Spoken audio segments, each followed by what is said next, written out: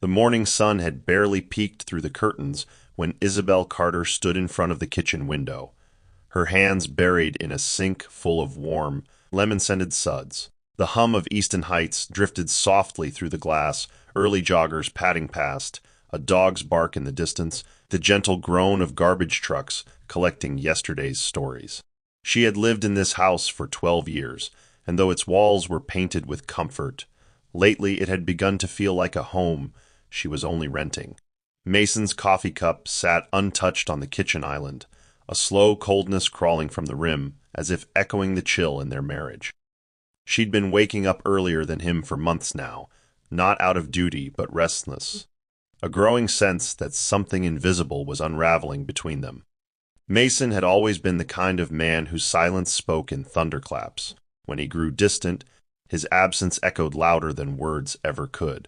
Isabel noticed it all, the way his fingers flinched away from hers in passing, how his laughter had become rationed like sugar in wartime, and most of all, the way his eyes flicked to his phone like it held the answers to a better life.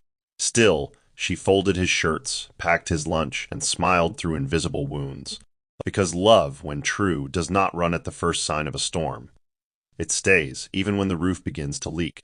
But what happens when the leak is not in the roof, but in the heart? Mason Carter, once a man who looked at Isabel like she hung the moon, now treated her like the wallpaper, always there, always fading. He came and went with the wind, smelling of cologne she didn't recognize and smiling at texts he never explained. He spoke in clipped sentences, as if conversation were a burden, and yet she swallowed her questions like bitter pills, hoping he'd return to the man she married. But love does not beg, it watches, it waits, and when necessary, it weeps in silence. Isabel found herself speaking more to the furniture than to her husband. Her voice bounced off velvet couches and polished dining chairs, returned to her lonely like a boomerang of heartbreak. She began to notice small changes, the scent of rose musk on his blazer when he hugged her goodnight, earrings in the glove box of his car, lip gloss stains on receipts from places she'd never been.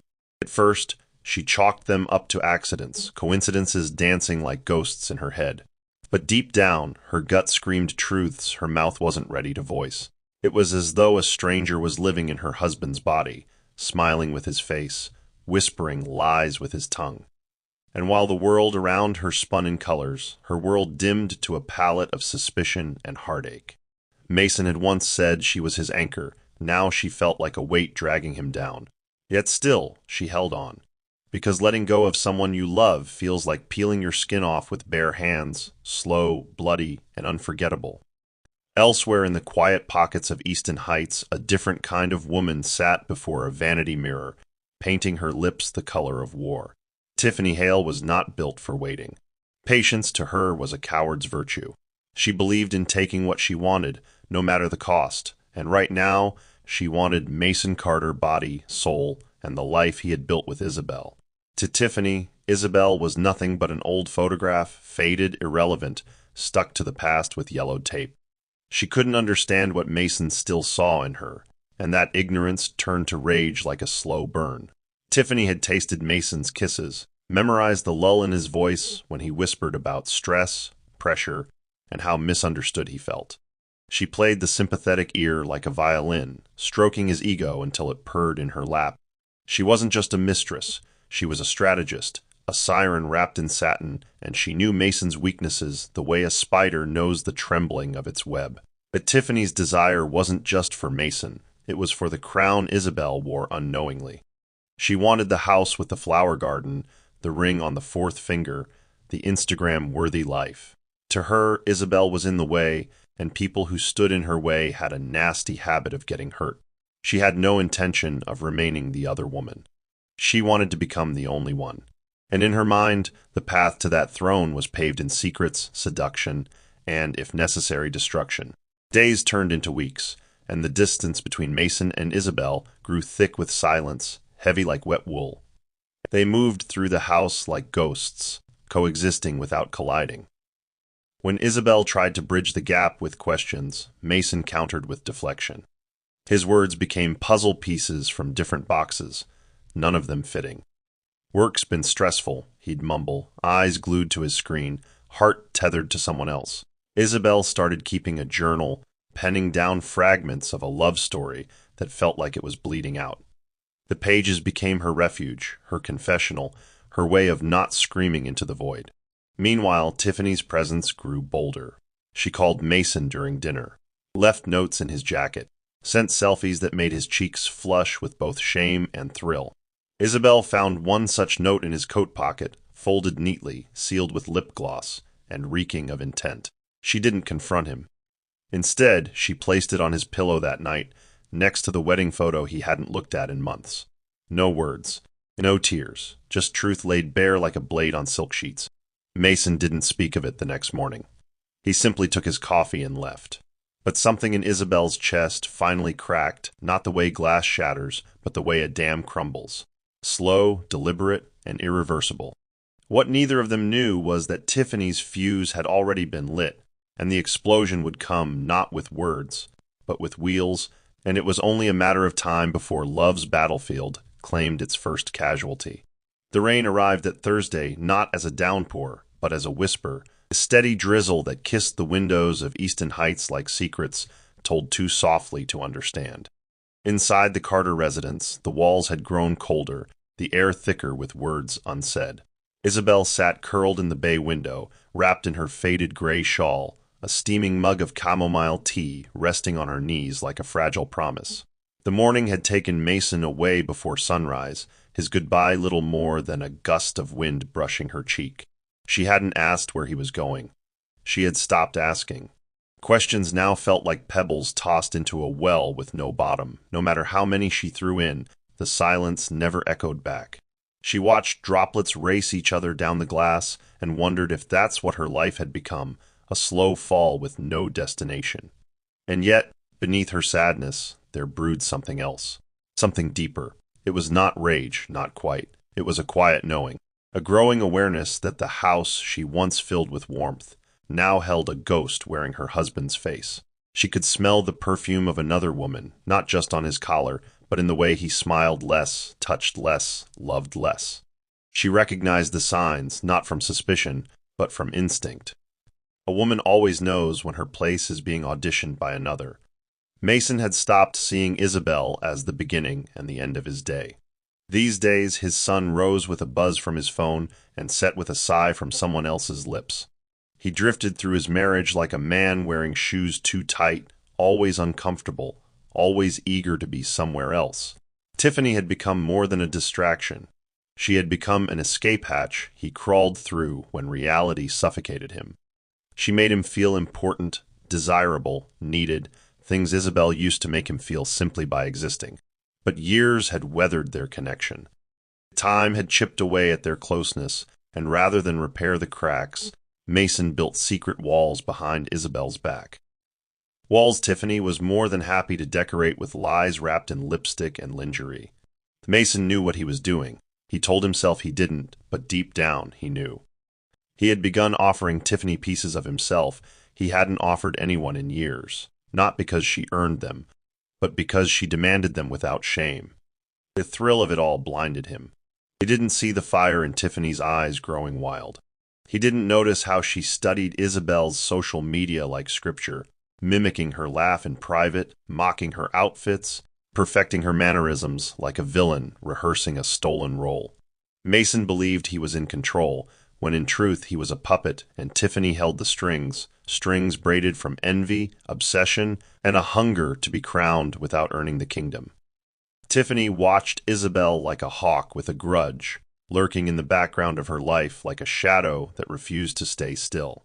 She knew her face better than she knew her own, memorized the slope of her smile, the softness in her gaze, the elegance in her silence. She hated all of it. Isabel had a kind of dignity Tiffany could never fake, an unspoken grace that turned heads without trying. And that made Tiffany furious. She'd clawed her way through rejection, heartbreak, and comparison all her life. And now, standing inches away from the life she wanted, she couldn't accept being number two. The affair no longer satisfied her. She wanted the ring, the title, the photos on the wall. She wanted to step into Isabel's shoes and erase the woman who wore them first. But love that grows in the dark always blooms poisonous.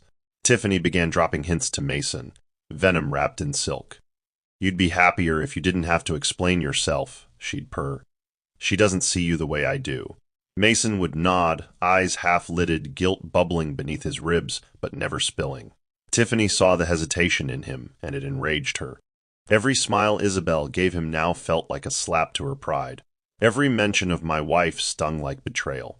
The idea of Mason returning home to Isabel's arms each night became unbearable.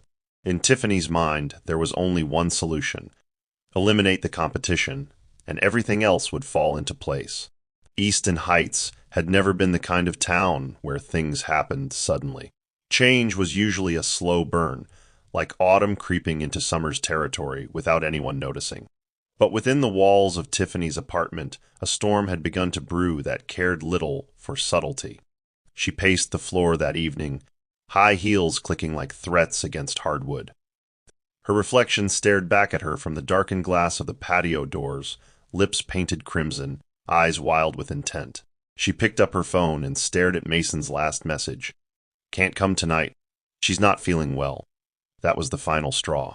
To Tiffany, it wasn't compassion, it was cowardice. The woman who should have been long forgotten was still the wall between her and the life she craved. She whispered to herself over and over, "If she's gone, he'll have no choice." It wasn't a plan so much as a fantasy turned weapon. And once a fantasy becomes sharper than reality, someone is bound to bleed. She slid her keys into her purse and headed toward her car, not with fear, but with purpose. The kind of purpose only jealousy can breed, a purpose that grows fangs in the dark. That night, she didn't drive to escape. She drove to end something. In her twisted mind, it wasn't a crime. It was a sacrifice. And the road ahead would either crown her queen or swallow her whole. The sun had not yet climbed over the rooftops of Easton Heights when Isabel stepped out into the breath of morning. The world was quiet, as if the town itself was holding its breath. She clutched her shawl tighter around her shoulders and walked the sidewalk slowly, her heels clicking gently against the pavement like the ticking of a clock, counting down to something no one could see. She had just mailed a letter to her mother, one of the few people she still trusted with her truth, and was headed toward the florist across the square to pick up fresh tulips for the kitchen. Something about tending to beauty in a broken season gave her peace, like watering hope in dry soil. Her thoughts were a soft murmur, whispering memories she hadn't asked to recall. Mason's laugh echoing in the hallway, the way he once traced the back of her hand when they watched television. The first time he had called her beautiful without blinking. She missed those fragments of love, even if they now felt like borrowed light from a fading star. Her heart was not naive, but it was human. It remembered kindness, even in the arms of betrayal. She walked with dignity, unaware that danger lurked just beyond the bend, wearing lipstick and regret like armor. Some storms are loud, others sneak up behind you with velvet gloves. Tiffany gripped the steering wheel with fingers that trembled more from anticipation than fear. The engine of the silver sedan hummed under her control, a beast waiting for her signal. She sat still in the driver's seat, parked near the corner of Monroe and East 6th, watching Isabel from behind dark sunglasses like a hunter stalking prey through tall grass. The world outside the windshield seemed to move in slow motion. Her eyes followed every sway of Isabel's shawl, every gentle nod of her head to passers-by. There was nothing theatrical about the way she moved, just grace, modesty, quiet strength. And it maddened Tiffany. It wasn't supposed to be like this. Mason should have left already. He should have chosen her. She had done everything, laughed at his jokes, stroked his ego, made herself soft in all the ways Isabel was firm. But still, he went home to the woman she loathed. And that final rejection ignited something fierce in Tiffany's chest, something that hissed, if she wasn't here, you would be everything. The logic was twisted, malformed by envy and delusion, but it was all she had left. Her foot hovered over the accelerator like a coiled serpent. She whispered to herself, "You made me do this," and pressed forward, not with panic, but with icy, calculated certainty. The distance closed faster than she imagined. The impact was immediate, a collision between flesh and steel that silenced birds and halted breath. And in that instant, the line between mistress and murderer blurred like paint washed away in the rain. Time slowed as Isabel's body was flung into the air like a puppet whose strings had snapped. Her limbs twisted unnaturally, her shawl trailing behind her like the final flutter of a curtain falling on a tragedy. She hit the pavement with a dull thud, the kind of sound that makes the earth wince. Bystanders screamed, tires screeched, and Tiffany vanished down the street like a ghost swallowed by wind. The flowers in Isabel's hand scattered across the road, crimson tulips bleeding color into gray asphalt. A young man in a hoodie dropped his coffee and ran to her side, his hands shaking as he dialed emergency services with trembling fingers. Blood pooled gently beneath her head, not gushing but seeping, a quiet wound, like everything else she had endured. Her eyes fluttered open for a second, catching the blur of the sky above, and then closed again like a page turning on its own. By the time the ambulance arrived, a small crowd had gathered, murmuring prayers and theories in the same breath. The medics lifted her with the delicacy reserved for shattered things. Inside the hospital's fluorescent corridors, Mason's name was scribbled on a contact form by a trembling nurse. And just like that, the ripple from Tiffany's action began to spread. The world around them hadn't exploded, it had fractured. And in those cracks, everything once hidden would begin to seep through. Mason stood at the foot of her hospital bed, his hands trembling as though guilt had found its way into his bones. Isabel lay still, draped in wires and tubes, her face pale but peaceful, like a woman halfway between sleep and goodbye. The room smelled of antiseptic and unanswered questions. He reached for her hand, cold and light in his grip, and in that moment, something inside him crumbled.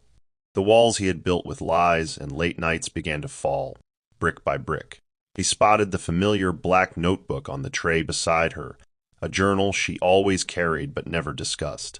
He opened it, not expecting much, only to be met with page after page of heartbreak, written in ink that now stung like truth serum. Each entry was a quiet scream. Suspicions turned certainties, hope dimmed by betrayal, love offered even while bleeding. She had known. She had always known. But instead of confronting him with fury, she had chosen silence as her armor and grace as her resistance. Tears stung his eyes, not just from shame but from clarity. He had traded a lighthouse for a candle. He had sought fire in the arms of a woman who only knew how to burn. And now, staring down at the woman who had loved him in full color while he painted her world in gray, Mason realized that he had not just broken her heart, he had broken his own. No apology could turn back the clock, and no sorrow could unspill the blood on the road. But life, in its cruel poetry, had a way of exposing what we bury. And Mason Carter had just unearthed the truth in the quiet rise and fall of the woman who never stopped being his home. The courtroom sat heavy with silence, the kind that blankets a room and dares anyone to breathe wrong. Every eye was fixed on the woman seated across from the jury box, Tiffany Hale, clad in a navy blazer far too formal for the girl who once paraded in red lace, now stripped of glamour, stripped of certainty. Her mascara had surrendered hours ago, running down her cheeks like black rivers of regret. Her fingers twisted a tissue until it resembled a wounded bird. She no longer looked like the predator who'd once plotted destruction behind a steering wheel. She looked cornered. But appearances meant nothing now. The facts had arrived, bold and relentless. The surveillance footage had come from a security camera mounted across from the post office, a grainy but undeniable recording of Tiffany's car accelerating toward a defenseless Isabel. Mason's testimony followed, weighed down with guilt, each word falling like a confession he hadn't planned to make. He admitted the affair, the lies, the manipulation. He admitted that Tiffany had grown possessive and increasingly erratic, but that he never thought she'd cross such a line. As he spoke, his eyes avoided Isabel's entirely, as if her stillness in the front row were too much to bear. Tiffany's lawyer made clumsy attempts at framing the act as impulsive, unplanned, a crime of passion, they argued. But there was no sympathy in the faces of those listening. Not after the footage. Not after the journal entries read aloud. Not after Isabel took the stand. When Isabel walked to the witness stand, the entire room seemed to tilt. She moved slowly, a cane in one hand, dignity in the other. Her limp was subtle but spoke volumes. Her posture didn't bend to the weight of pity or rage. She carried herself like a woman who had survived more than a car crash. She was calm, heartbreak stitched delicately beneath her skin like invisible bruises. And when she spoke, she did not tremble. Her voice was clear, steady, absent of theatrics. She didn't scream. She didn't curse. Instead, she described the moment with surgical precision, the footsteps, the hum of the engine, the blur of metal meeting flesh. And then she paused. Her eyes locked onto Tiffany's for the first time since the incident. "You envied my life, but you never wanted my scars," she said. "You coveted my seat, but never considered the weight it carried." Every person in that courtroom leaned forward slightly, held by the gravity of her words. It wasn't revenge that danced in her tone, it was revelation. She wasn't just speaking to Tiffany. She was speaking to the part of herself that had once stayed silent for the sake of love. And when she stepped down from the witness box, the silence that followed was not empty. It was filled with admiration, sorrow, and the unmistakable sound of a woman reclaiming her name. The sentencing didn't come with cheers or dramatic outbursts. It came with the soft scratch of a pen against paper as the judge sealed Tiffany's fate. Several years behind bars, a permanent record, and a reputation that would never again wear perfume without reeking of the past. Tiffany didn't cry as the verdict was read. She didn't blink. Maybe she had used up all her tears, or maybe it finally sank in that in trying to steal a life, she had only managed to destroy her own. As she was led away, her heels echoed against the marble floor like the ticking of a clock that had run out of time. Mason remained seated, unmoving.